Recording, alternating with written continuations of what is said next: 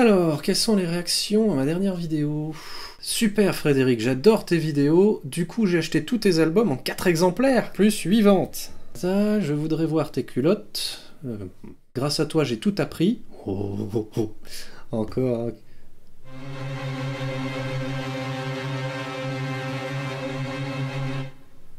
Alors pour être tout à fait honnête, j'ai bien passé ce numéro, mais j'ai nettement moins appris de choses. Je pensais que tu orientais plus sur la BD, donc la narration, la mise en page sur les animaux, donc un poil déçu.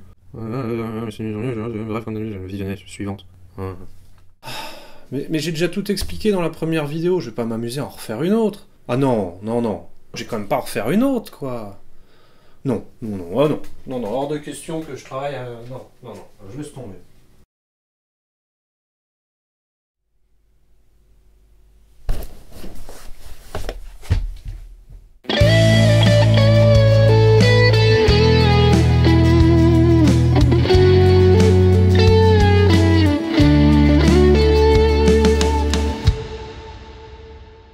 Bonjour, je suis Frédéric Pennet, bienvenue dans l'ombre des bulles, et aujourd'hui, effectivement, nous allons revenir sur la vidéo précédente.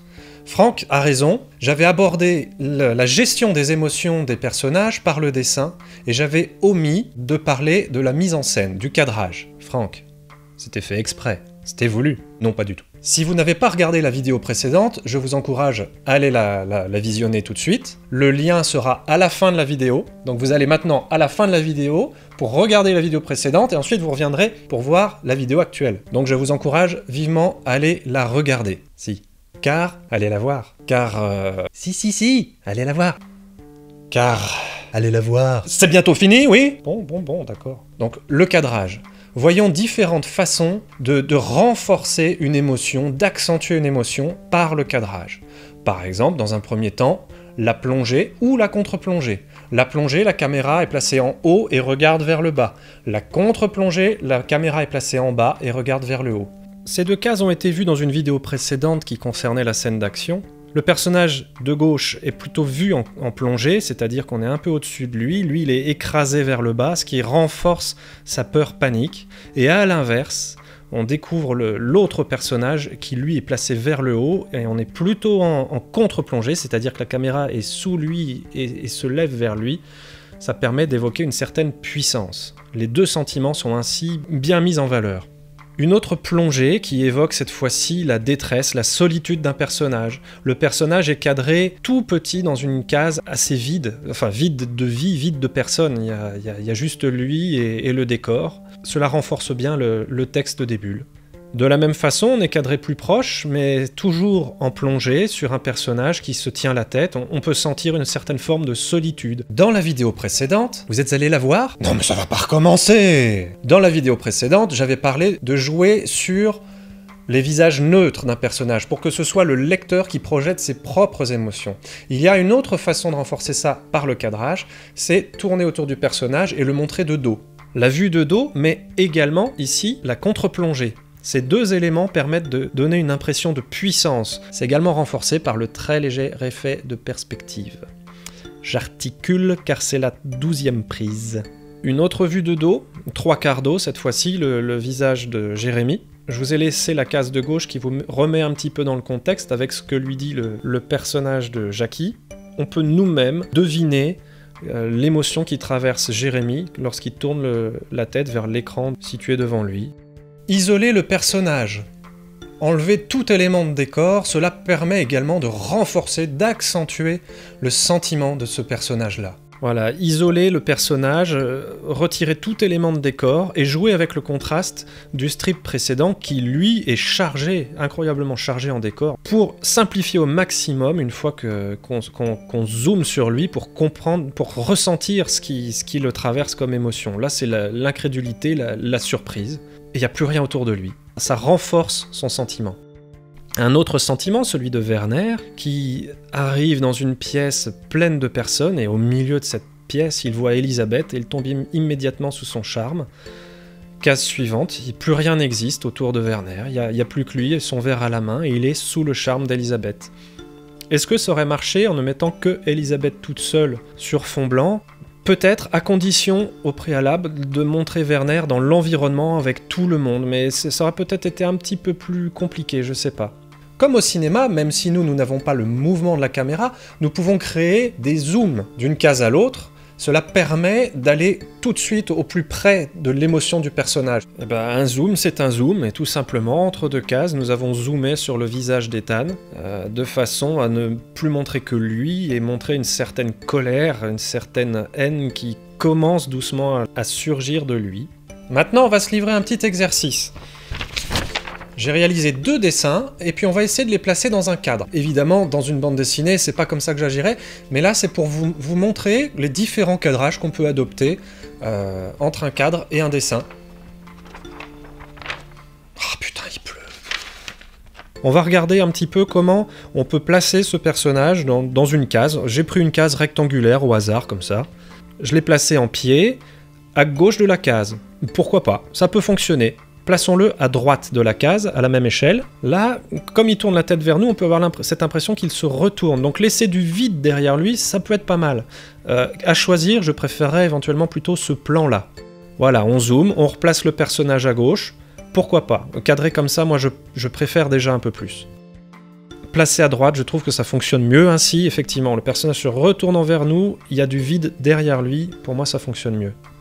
On zoome encore. Pourquoi pas? Ça peut fonctionner, placé à gauche comme ça. Éventuellement à droite, on peut mettre une bulle avec un point d'interrogation venant de lui, hein, pour renforcer sa surprise. Cette fois-ci, il se retourne et c'est ce qui est derrière lui qui peut être intéressant. Et ce vide, moi j'aime bien ce vide-là justement. Encore plus zoomé, toujours à gauche. Encore plus zoomé, placé à droite.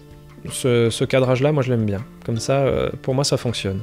Un autre dessin de quelqu'un un peu triste qui grimace. Cette fois-ci, j'ai fait une case verticale. Pour changer, hein, c'est juste pour l'exemple. Placé en bas comme ça, on peut avoir une impression éventuellement d'écrasement. On peut placer au-dessus de lui une bulle, on peut placer un élément de décor qui peut être important.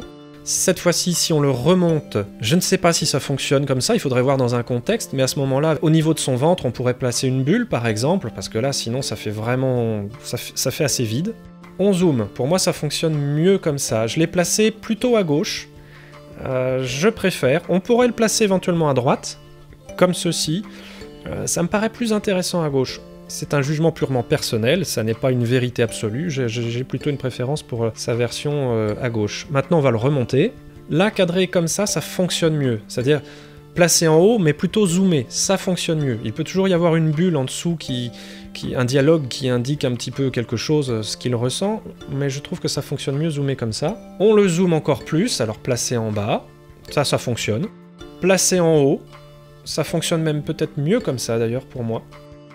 Zoomer comme ça, pour moi ça ne fonctionne pas, le personnage n'est pas équilibré dans la case, il y a trop de vide en haut, son œil n'est pas centré correctement. Placé comme ça fonctionne beaucoup mieux. Alors évidemment, je ne vous dis pas qu'il faut zoomer systématiquement sur les personnages, il faut varier les cadrages. Vous pouvez avoir un personnage vu de loin, vous pouvez avoir un personnage vu de près, peu importe. Dans ces exemples-là, je trouve que ça fonctionne mieux quand on zoome sur les personnages, c'est tout. Cette pluie est en train de foutre en l'air tout mon tournage. Bon. Vous l'entendez là? C'est pas grave. Sur ce... Avant de vous laisser, un dernier exemple. Alors là, attention, c'est une scène, c'est spoiler. Hein. Si vous avez lu les Vestiges de l'Aube, vous pouvez continuer. Si vous n'avez pas lu Les Vestiges de l'Aube, qui est une série que j'ai développée avec Serge Le Tendre, d'après le roman de David Cara, si vous envisagez de le lire, arrêtez-vous là. Si vous n'envisagez pas de le lire du tout, vous pouvez continuer à regarder cette vidéo. Si vous voulez voir la vidéo et le lire après, ben, pas de problème. Si vous voulez acheter le bouquin, très bien. Si vous voulez acheter la BD, très bien. Si vous voulez ne rien acheter, très bien. Si vous voulez mon parapluie, je ne sais plus où je l'ai commandé. C'est une scène qui nous a demandé beaucoup de travail à Serge et à moi. Elle est présente dans le roman de David Cara, mais pas sous cette forme. L'environnement n'est pas le même. Je crois que la scène initiale se passait dans un bar, avec plein de gens autour, mais là, on sentait qu'il fallait une scène plus intimiste, car notre personnage Barry va dévoiler un lourd secret à l'autre personnage Werner. Voyons ça de plus près. La scène se passe à New York, quelques années après les attentats du 11 septembre. Barry dévoile donc à Werner un lourd secret. Ils sont dans une pièce en travaux qui symbolise un peu la reconstruction de Barry. Après avoir montré le décor, on zoome sur Barry en l'isolant du reste. Il explique quel métier faisait sa femme, où ils vivaient tous les deux en compagnie de leur fille. et du ciel est venu l'enfer. Les 2 tours de lumière, qui symbolisent les Twin Towers, font descendre l'œil vers le bas. Ça symbolise également l'enfer descendant du ciel.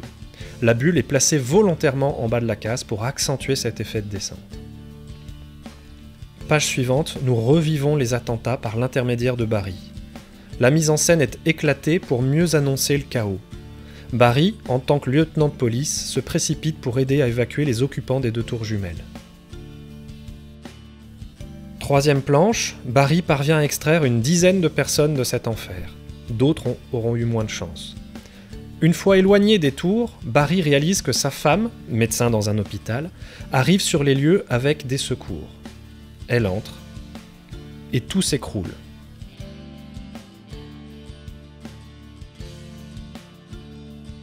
Barry se réveille à l'hôpital, mais il n'y avait aucune raison de le montrer lui.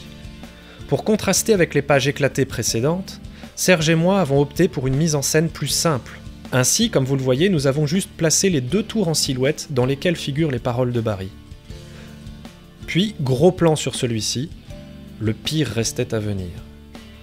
La nourrice de Maureen était allée voir son mari sur son lieu de travail. Gros plan sur les mains de Barry. Les mains aussi peuvent traduire des émotions. Je vous laisse deviner où. Barry est de dos. C'est le lecteur qui projette ses émotions, ne pouvant voir le visage de Barry. Voilà. J'ai tout perdu ce jour-là. Mon amour, ma fille, ma foi en Dieu. Voilà une scène qui nous aura demandé beaucoup de travail à Serge et à moi en amont, au moment du storyboard, mais on est vraiment content du résultat. On pense que cette scène est très émouvante dans le cadre de la lecture de l'album. Évidemment, éclater comme ça dans une vidéo, ça a moins d'impact, c'est sûr. Et en plus, il manque les merveilleuses couleurs de Myth Versailles. Donc vous n'avez pas tout. Ah, je ne vous montre pas tout.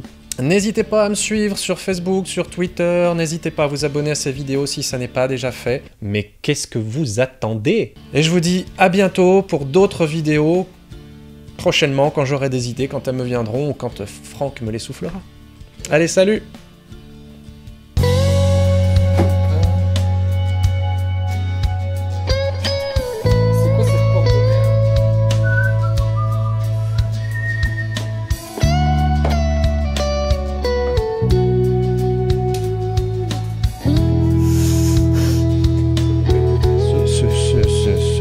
Ce type ne sait pas ce qu'il veut dire en fait.